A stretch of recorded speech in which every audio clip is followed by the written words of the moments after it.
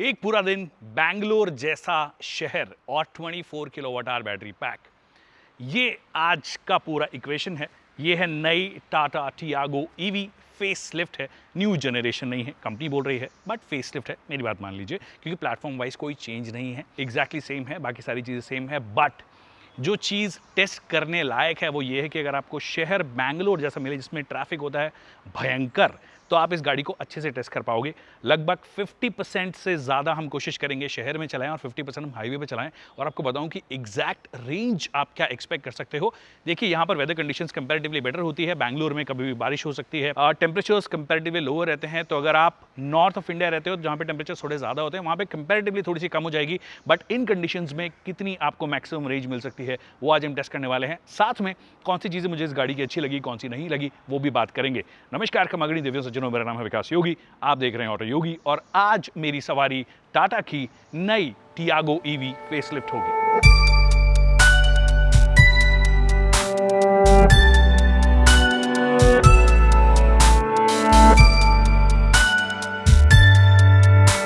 तो 98% state of charge ये दिखा रहा है। रेंज अभी 234 किलोमीटर दिखा रहा है। डिफरेंट मोड्स में डिफरेंट आपको ये चार्जिंग दिखाता है। तो अगर आप रीजन के लेवल्स बढ़ाओगे तो थोड़ा थोड़ा बढ़ता हुआ आपको दिख रहा होगा। 241, 239। तो हम रीजन जो है हाईएस्ट रखने वाले हैं। कोशिश करेंगे कि काफ़ी कुछ शहर में चलाएं और हाईवे पे चलाएं। मिक्स्ड कंडीशंस में आपको कितनी ये रेंज दे देगी, that's what we are trying to find out.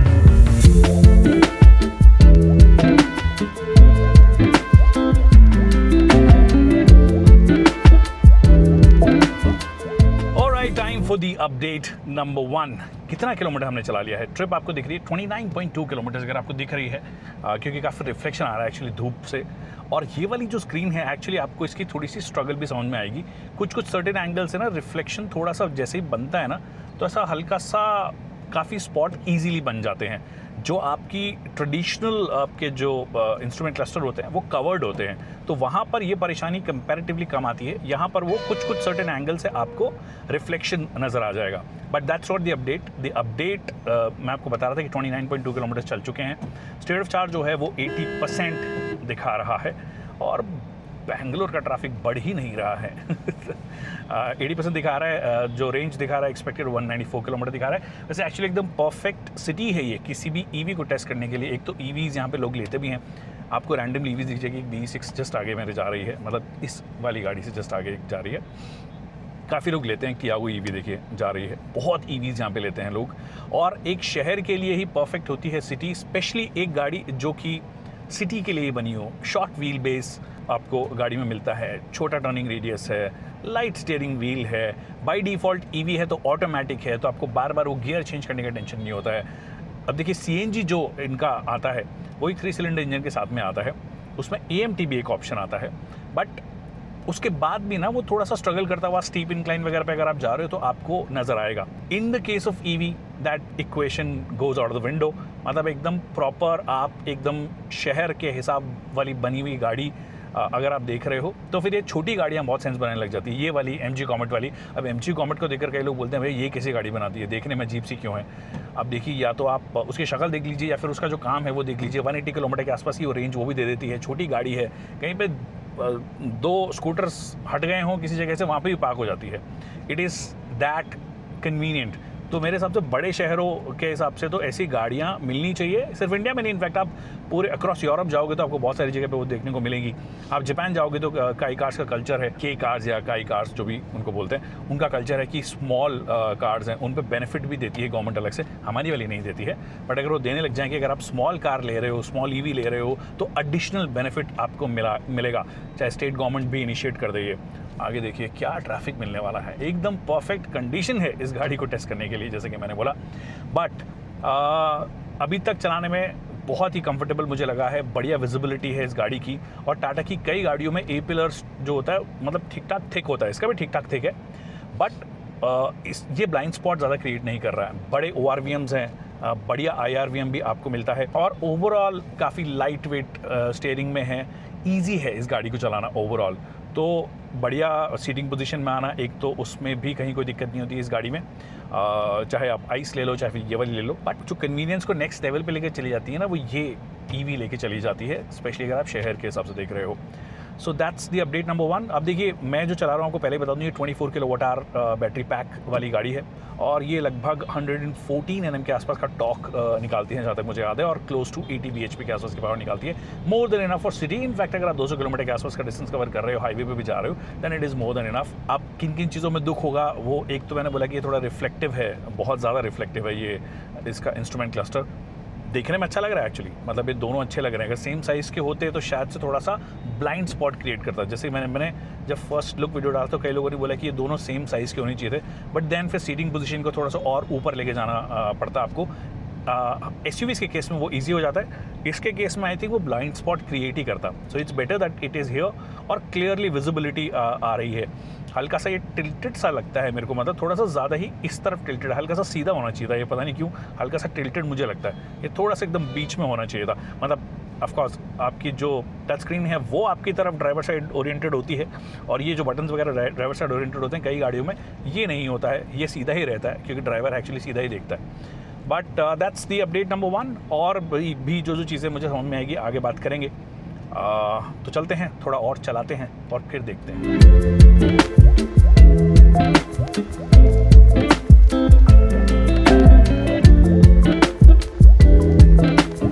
Alright, so 56.4 kilometres हो गए हैं और बेंगलोर आए हैं। मतलब पिछले 4 दिन में मेरा ये दूसरा बेंगलोर का चक्कर है और दूसरी बारिश मैं देख रहा हूँ। ऑफकोर्स रास्ते में मानसून आते आते थोड़ा टाइम लगेगा, हमारे अभी आंधी का सीज़न चल रहा है। बट अभी बात करते हैं कि क्या स्टेटस है। स्टेटस ये है कि 56.5 किलोमीटर की हमारी ट्रिप हो गई है। स्टेट ऑफ चार्ज अभी दिखा रहा है 62%, रेंज दिखा रहा है 146 किलोमीटर्स। अब क्योंकि बारिश हो रही है तो बहुत सारे शॉट्स गाड़ी के बाहर के नहीं हैं, बट उससे मतलब भी नहीं है क्योंकि मेनली हम रेंज टेस्ट कर रहे हैं और ज़्यादातर शहर में चलाने की कोशिश कर रहे हैं। ज़्यादातर का मतलब एक्चुअली अच्छा खासा किलोमीटर हमने शहर में ऑलरेडी चला लिया है, 56.5, और अभी भी काफ़ी शहर बचा है। तो हम लगातार चलाते रहेंगे जब तक हम टुवर्ड्स एयरपोर्ट ना चले जाएं, जिस साइड हम रुके हुए हैं। ये चार्जिंग से रिलेटेड स्टेटस है और अभी तक एक्चुअली मुझे लग रहा है कि गाड़ी ने ठीक परफॉर्म किया है। मतलब लगभग 97% पे हम शुरू हुए थे, तो आप हिसाब लगा सकते हो कि 62% अभी भी हमारे पास बचे हुए हैं।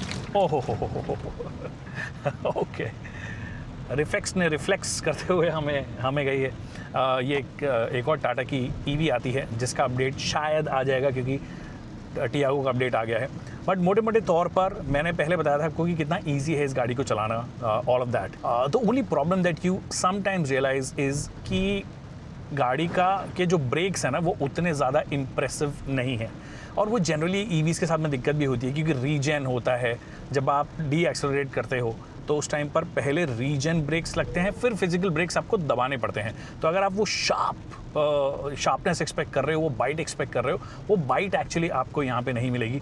आपको वो थोड़ा यूज टू होने में टाइम लगता है। If you drive this car every day probably you will get used to it, but still जो बाइट है वो कमज़ोर है EV के हिसाब से भी। तो दूसरी चीज़ मैं आपको बता रहा था कि मान लीजिए अगर मुझे राइट लेन में जाना है, मैंने राइट लेन में लिया और मुझे यहाँ पे ये लेन वॉच कैमरा जो आप बोलते हो, मतलब 360 डिग्री कैमरा के जो साइड वाले कैमरा, तो मुझे एक व्यू दे देते हैं। बट कई बार क्या होता है, अगर आपने जैसे हम शहर में आज चला, छोटी छोटी गलियाँ होती है कि भैया 20 मीटर पर मुड़ना है, 30 मीटर पर मुड़ना है, और अगर आपने इंडिकेटर दे दिया है तो फिर आपका ये थोड़ी देर के लिए मतलब आपका ध्यान भटक जाता है और कई बार आप वो गली मिस कर देते हो। तो वो ज़्यादा बेटर इंटीग्रेशन ऑफ कोर्स यहाँ पे होता है, जिससे कि मैप में डिस्टर्बेंस ना हो, या फिर प्रॉबली कुछ सॉफ्टवेयर रिलेटेड इंटीग्रेशन या UI रिलेटेड इंटीग्रेशन अगर हो जाए, जिसके अंदर एक पार्ट में मैप हमेशा चलता रहे, चाहे आपके जो लेन वॉच है, लेन वॉच कैमरा जो है वो आपको चीज़ें दिखाता रहेगा। वो चीज़ कभी कभी डिस्टर्बेंस हो जाती है क्योंकि शहर में चलाइए तो ज़्यादा आपको ये चीज़ रियलाइज़ होती है। तो या तो इंडिकेटर देकर, जैसे कि मैं अगर अभी बीच वाली लेन में आना चाहूँगा और मैं तुरंत यूँ करूँगा तो मेरा ध्यान हटेगा, बट इसको खुद को बंद होने में थोड़ा सा टाइम लगता है, जिसकी वजह से कई बार आपकी गलियाँ वगैरह मिस हो सकती हैं। तो वो चीज़ है, but otherwise I think it's pretty easy to drive. Like I said, ease of driving जो है इस गाड़ी का, मैंने पहले भी आई थिंक छेड़ दिया इस बात को, वो बहुत अच्छा है, बहुत ईजी है इस गाड़ी को चलाना। कहीं कोई दिक्कत एज सच मुझे लगी नहीं है। It's just the brakes that I think, और ये थोड़ा सा 360 डिग्री कैमरा स्पेशली लेन वॉच वाला जो है उसको बेटर इंटीग्रेट कर देते। यहाँ तो ऑफकोर्स आपको नए तरीके की स्क्रीन ही चाहिए होगी, नए तरीके के आपको ऑफकोर्स क्या बोलते हैं ना, आपको चेंजेस करने पड़ेंगे इलेक्ट्रॉनिक आर्किटेक्चर में, तो वो यहाँ पे बेटर इंटीग्रेट होगा। बट दैट्स दैट 58.4 किलोमीटर हो गए हैं। ये आप देख रहे हो AEC मतलब average economic consumption 161 watt hour per kilometre है। This is slightly on the higher side by the way. वो इसलिए क्योंकि जब हमें गाड़ी मिली थी और जब गाड़ी हमें मिली तो उस टाइम पर गाड़ी मिलने से पहले उन लोगों ने AC ऑन किया हुआ था, जिसकी वजह से ये जो है आपको थोड़ा बहुत क्या बोलते हैं ज़्यादा हायर नज़र आ रहा है। बट उसके बाद भी डिस्पाइट द फैक्ट कि ये हायर दिखा रहा है, रेंज अभी तक एक्चुअली अच्छी है और एस्टिमेटेड रेंज भी दिखा रही है कि जो कंपनी क्लेम करती है, मतलब जो C75 क्लेम करती है उसके आसपास शायद ये आ जाए। अब मिलते हैं अगली अपडेट पे। बारिश के थोड़े से मज़े लेते हैं और अंधेरा हो जाएगा एक्चुअली, क्योंकि अंधेरा होना ऑलरेडी शुरू हो गया है। तो जो नेक्स्ट अपडेट्स आपको मिलने वाली है वो अंधेरे में ही मिलने वाली है।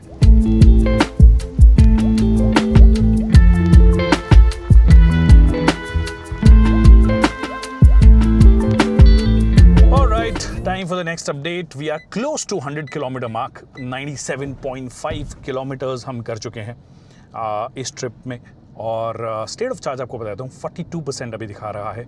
रेंज जो है वो अभी भी 90 किलोमीटर दिखा रहा है। इसी कैलकुलेशन के हिसाब से तो लगभग 185 किलोमीटर होनी चाहिए। बट जैसे जैसे आप हाईवे की तरफ जाते हो, हायर स्पीड्स में चलाने लगते हो, तो ऑफ कोर्स इसकी जो रेंज है वो ड्रॉप होना शुरू हो जाएगी, क्योंकि आपको हाईवे स्पीड्स करनी ही पड़ेंगी ऑफ कोर्स।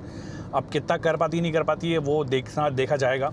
पर अगर आप सिर्फ सिटी पे चला रहे थे तो मेरे को बहुत कॉन्फिडेंस आ रहा था कि आराम से 200 किलोमीटर 210 किलोमीटर भी 210 से 220 किलोमीटर एक्चुअली निकाल सकती है। बट हाईवे पे क्योंकि आपको हाईवे की स्पीड्स करनी है, आप स्लो नहीं कर सकते हो, और हाईवे का मतलब ये है ना कि आप एक शहर से दूसरे शहर जा पाओ।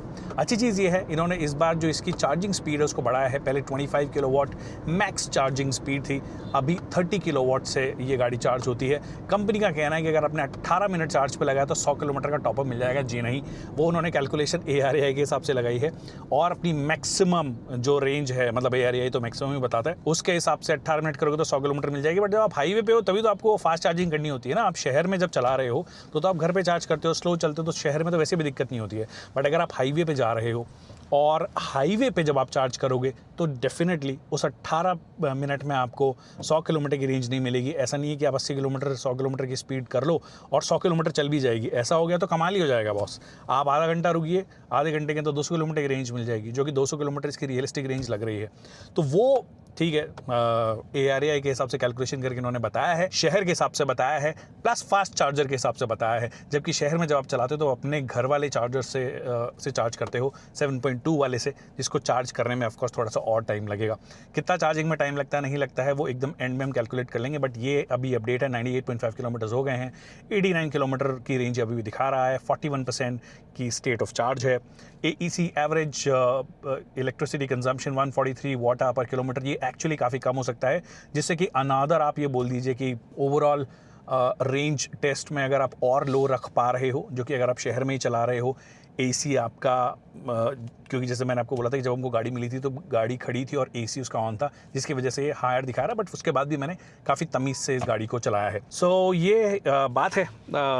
अब और चलाते हैं और फिर देखते हैं कि क्या हिसाब किताब रहता है। वैसे ये इसका जो रीजन भी थोड़ा बहुत अगर आप बढ़ा देते हो तो आपकी जो एक्सपेक्टेड रेंज है वो थोड़ी सी और बढ़ जाती है। तो रीजन थोड़ा और बढ़ा देते हैं, बट हाईवे पे एक्चुअली बहुत ज़्यादा काम का वो होता नहीं है। अब मिलते हैं नेक्स्ट अपडेट पे और चलाते हैं अनदर 30 किलोमीटर्स में भी, या उससे पहले अगर मुझे कोई और अपडेट देनी हो या कुछ और चीज़ मैंने नोटिस की हो तो मैं कर दूँगा।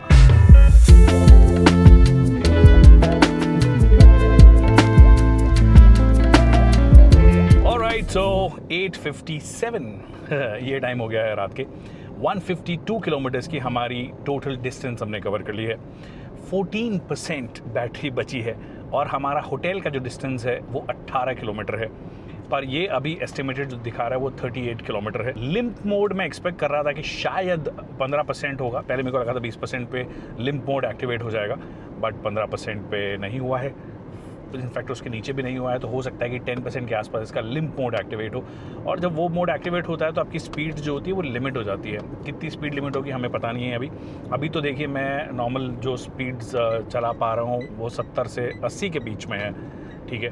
और समहाउ कंसिस्टेंटली एक स्पीड करने से आपका जो एवरेज एनर्जी कंजम्पशन है वो 136 वाट आवर पर किलोमीटर हो गया है। एक टाइम में 135 भी हो गया था, which is actually pretty impressive for overall.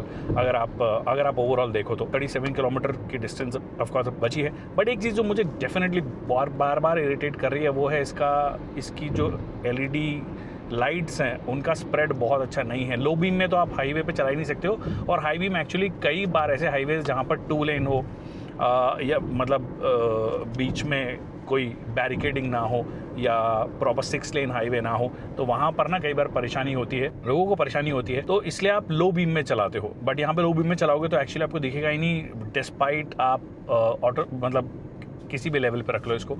High beam में करो तो आपको थोड़ा दिखना शुरू होता है, और वहाँ पर भी जो स्प्रेड है ना वो उतना अच्छा नहीं है। मतलब मुझे उतना इंप्रेसिव नहीं लगी इसकी लाइट। मैंने आई थिंक पहले भी ये पॉइंट आउट किया था, इस बार वापस पॉइंट आउट कर रहा हूँ, क्योंकि काफ़ी देर से मैं रात में चला रहा हूँ, हाईवे पे चला रहा हूँ, और असली परेशानी आपको तब नज़र आती है। Other than that I think और कुछ चीज़ कंप्लेन करने वाली है नहीं, गाड़ी बढ़िया तरीके से चल रही है। 0 इश्यूज़ अभी तक मुझे इस गाड़ी में नज़र आए हैं, विच इटसेल्फ इज़ अ विक्ट्री, कि आपको बिल्कुल प्रॉब्लम नहीं आई है। हम एक मीडिया ड्राइव में आए हैं, टाटा की गाड़ी चला रहे हैं, और वो कहने वाली बात भी नहीं है। आई थिंक वो चीज़ है कि less number of electronics, the more basic a car is, it will be less problematic in case of Tata even more. तो वो एक चीज़ है। तो अभी तक 0 इश्यूज़ मुझे नज़र आए हैं। आई थिंक मैंने चेंजेस की बात नहीं की है अभी तक, तो चेंजेस की बात भी कर लेते हैं।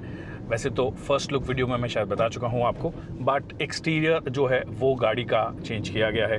Different bumpers, different lighting, all LED setup at the front, पीछे भी रिफ्लेक्टेड टाइप है बट वो कनेक्टेड सॉर्ट ऑफ लगता है। बट ओवरऑल अच्छी लाइट्स नज़र आती हैं मुझे। आइस और EV में से आइस ऑफकोर्स ज़्यादा बेहतर लग रही है।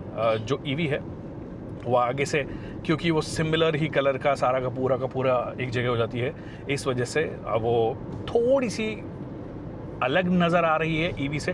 तो थोड़ी आप ये समझ सकते हो कि यूनिकनेस है दोनों गाड़ियों के अंदर, the way they look. Ice के अंदर ऑफ कोर्स, जैसे कि मैंने आपको शायद अगर नहीं बताया है तो वापस बता देता हूँ, कि उसमें 15 इंच के एलॉय व्हील्स मिलते हैं। यहाँ पे 14 इंच के आपके स्टील रिम्स मिलती हैं, और उसके ऊपर एक व्हील कैप लगाया गया है जो कि एलॉय व्हील्स की डिज़ाइन के जैसा नज़र आता है। बाकी हैं वो 14 इंच के ही। 360 डिग्री कैमरा आ गया है, ये बड़ा टच स्क्रीन आ गया है। इंटीरियर जो है I think one of the best मैं आपको बोल सकता हूँ विद इन टाटा। मतलब आप सब 15 लाख भी जाओगे, I find the Tiago's interior the best now. पहले मुझे पंच के बहुत पसंद थे, बट अभी इन्होंने इसके साथ में तो बहुत ही बेहतरीन इंटीरियर दे दिए हैं। फिट एंड फिनिश लेवल्स भी बहुत अच्छे हैं, क्वालिटी ओवरऑल बहुत अच्छी है। फैब्रिक का इस्तेमाल कई कई जगह पर dual tone sort of finish दिया गया है। 10.25 इंच की टच स्क्रीन है, ये फ्लोटिंग टाइप का आपका इंस्ट्रूमेंट क्लस्टर है। ओवरऑल लगती है गाड़ी की थोड़ी सी अप मार्केट हुई है, despite the fact that it's an entry level hatchback, जो कि काबिल तारीफ बात है। ये एक्चुअली इसका इंटीरियर एल्ट्रॉस से बेहतर है। इसका इंटीरियर अब मुझे पंच से बेहतर लग रहा है। ये स्टीयरिंग व्हील मुझे सबसे बेहतरीन में से लग रही है। वो ग्लॉसी टाइप नहीं है जो गंदगी अट्रैक्ट करती है। हर चीज़ के लिए बटन्स दिए गए हैं। अब टाइप सी वगैरह भी आ गया है, ऑफकोर्स रियर एसी वेंट आ गया है, 360 डिग्री कैमरा आ गया है, tons of feature, 6 air bags और पता नहीं क्या क्या। तो फीचर लोडेड भी ये गाड़ी हुई है, विच इज़ अमेजिंग। और एक आइस में एक और एडिशनल चीज़ मिलती है आपको, फॉग लैम्प मिलते हैं, LED फॉग लैम्प्स। यहाँ पे एक्चुअली फॉग लैम्प का इंक्लूजन ही नहीं है। आई थिंक इनका वही हिसाब किताब होगा कि शायद शहर के लिए गाड़ी है, हाईवे पे कम चलेगी, तो प्रॉबली उनके दिमाग में शायद ये होगा। But that's the whole sole update. मैंने रेंज के बारे में बता दिया, चेंजेस के बारे में बता दिया। अगर कुछ मिस कर दिया होगा तो यहाँ पे टॉप फीचर्स में जो लिस्ट है वो आपको स्क्रीन पे नज़र आ जाएगी। 12% बोलते बोलते स्टेट ऑफ चार्ज बचा है, 157 किलोमीटर्स हो गए हैं। मिलते हैं अब एकदम उस मोमेंट पे जब लिम्प मोड शायद एक्टिवेट हो जाएगा, या फिर एकदम एंड में।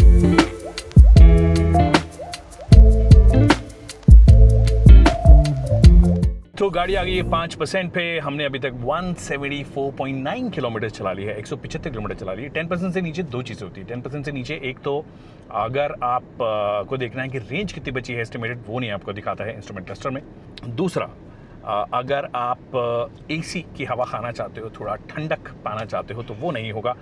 उसके लिए आपको बेंगलुरु में होना पड़ेगा, जहाँ पे बढ़िया मौसम है, बढ़िया बारिश हो गई है, बारिश के बाद में और ज़्यादा बढ़िया मौसम हो गया है। तो हम एक्चुअली 10% से नीचे आने के बाद भी थोड़ा बहुत हमारे लिए लिवेबल था वो, जो कि अच्छी बात है। अगर यही चीज़ हम राजस्थान में कर रहे थे तो मैं और तनिष दोनों की हालत टाइट हो जाती। हम भीग भीग के परेशान हो जाते अपने पसीने में। बट अच्छी बात यह है कि हम अपनी डेस्टिनेशन पे तो पहुंच ही गए हैं, तो वो वाला स्ट्रेस हमारा ख़त्म हो गया है कि पहुंच पाएंगे नहीं पहुंच पाएंगे। और वहाँ पे जाने के बाद में अब आपको मैं फाइनल अपना वर्डिक्ट सुनाऊंगा कि मुझे ओवरऑल क्या लगा है इस गाड़ी के बारे में। तो चलते हैं और फाइनल बात करते हैं। Now the final words. तो हमें गाड़ी मिली थी 97% स्टेट ऑफ चार्ज पे, हमने गाड़ी छोड़ी है 4% पे। दैट मीन्स हमने 93% गाड़ी की बैटरी को इस्तेमाल किया है। डिस्टेंस कवर किया है 176.4 किलोमीटर। दैट मीन्स अगर आप उस कैलकुलेशन के हिसाब से लगाओगे तो 190 किलोमीटर के आसपास आपको रेंज मिलेगी। अच्छी बात यह है हमने 50% हाईवे पे चलाई है और 50% सिटी में चलाई है, तो प्रॉपर सिटी भी चलाई है, प्रॉपर हाईवेज भी चलाई है। अगर आप सिटी में ज़्यादा चलाते हो तो ऑफकोर्स वो रेंज जो है आपकी 200 से 215 किलोमीटर के आसपास हो जाएगी। अगर आप हाईवे पे जाते हो तो वही कम हो जाएगी, लगभग 160-170 किलोमीटर्स। अच्छी बात यह फास्ट चार्जिंग हो गई है, बट जो कंपनी का दावा है कि भैया 18 मिनट में 100 किलोमीटर की रेंज मिल जाएगी, जी नहीं, ऐसा नहीं होगा। अगर आप हाईवे पे जा रहे हो तो हाईवे स्पीड्स करोगे आप, और वहाँ पर वो 18 मिनट में वो इतना ज़्यादा जूस अप हो जाएगी, 100 किलोमीटर की रेंज मिल जाएगी, वो थोड़ा सा आपके लिए मुश्किल होगा। बट अगर आप शहर में चला रहे हो, शहर के लिए गाड़ी देख रहे हो, तो मेरे को लगता है कि एकदम बढ़िया गाड़ी है। नाउ इंटीरियर की भी अगर आप बात करोगे तो वो बहुत अच्छे हो गए हैं, छोटा व्हील बेस है, ईजी टू ड्राइव है गाड़ी, और सबसे बड़ी बात है लीस्ट प्रॉब्लमेटिक कार्स में से एक है। अपने सेगमेंट में नहीं, टाटा के भी पूरे लाइनअप में से अच्छा इंटीरियर लगता है, बढ़िया क्वालिटी लगती है, बढ़िया प्राइसिंग है, ओवरऑल एक अच्छा पैकेज इन्होंने लाके खड़ा कर दिया है। तो अगर आप शहर के हिसाब से गाड़ी ढूंढ रहे हो, I think it can be your next car, it can be your secondary car, especially with petrol prices rising. It can be a perfect car for you. Thank you so much people for watching this video.